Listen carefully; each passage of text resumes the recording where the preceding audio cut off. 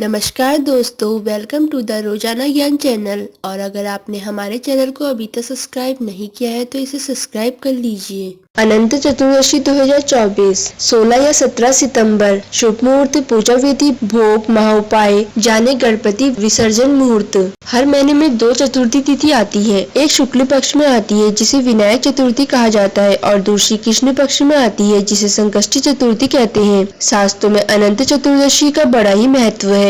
भाद्रपद मास की शुक्ल पक्ष की चतुर्थी तिथि को अनंत चतुर्दशी मनाई जाती है। इस चतुर्दशी को अनंत चौसठ भी कहते हैं। इस दिन भगवान विष्णु जी के अनंत स्वरूप की पूजा की जाती है। इसी दिन गणपति उत्सव का समापन भी होता है और साथ ही गणेश प्रतिमा का विसर्जन भी किया जाता है। मान्यताओं के अनुसार भगवान विष्णु जी को पूजा करने से जीवन की सभी परेशानियां दूर होती हैं और भगवान की कृपा हमेशा हम पर बनी रहती है। तो दोस्तों, आज हम आपको इस वीडियो में अनंत चतुर्दशी व्रत की सही तिथि, पूजा मुहूर्त, पूजा विधि, गणेश विसर्जन मुहूर्त, नियम एवं महाउपाय से जुड़ी सारी जानकारी देने जा रहे हैं। तो चलिए दोस्तों, वीडियो शुरू करते हैं। अनंत चतुर्दशी व्रत 2024 शुभ मुहूर्त। इस साल में यानी कि 2024 में भाद्रपद मास की अनंत चतुर्दशी का व्रत 17 सितंबर मंगलवार के दिन को रखा जाएगा। चतुर्थी तिथि प्रारंभ 16 सितंबर सायकाल 3:10 से। चतुर्दशी तिथि समाप्त 17 सितंबर सुबह 11:44 तक। अनंत चतुर्दशी पूजा मुहूर्त सुबह 6:07 से सुबह 11:44 तक।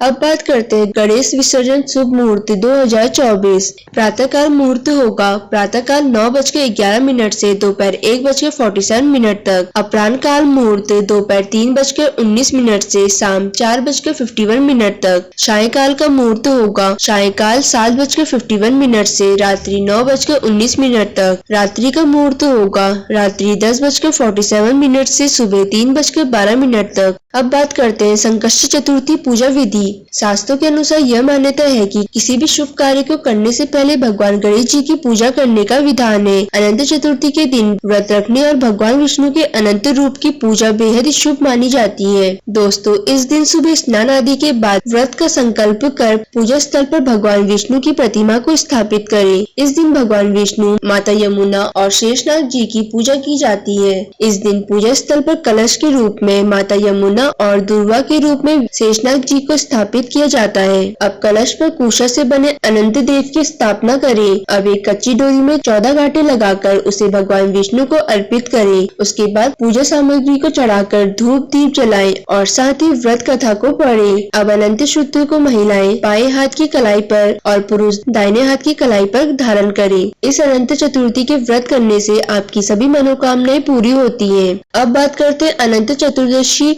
उपाय। अनंत चतुर्दशी के दिन अनंत चतुर्दशी की व्रत कथा सुननी या पढ़नी चाहिए। अनंत सूत्र को बांधने वाले जातकों को तास्तिक भोजन नहीं करना चाहिए। अनंत चतुर्दशी के दिन ब्राह्मणों और जरूरतमंदों को भोजन करवाकर अपने अनुसार दक्षिणा देनी चाहिए। इस व्रत के दिन किसी की भी निंदा या फिर अपने घर में कलह नहीं करना चाहिए। अनंत सूत्र को महिलाएं बाएं हाथ की कलाई पर और पुरुष दाहिने हाथ की कलाई पर धारण करें। घर पर खुशहाल वातावरण बनाए रखने के लिए इस मंत्र का जाप करें। मंत्र है ओम दुर्वा विलव प्रियाय नमः।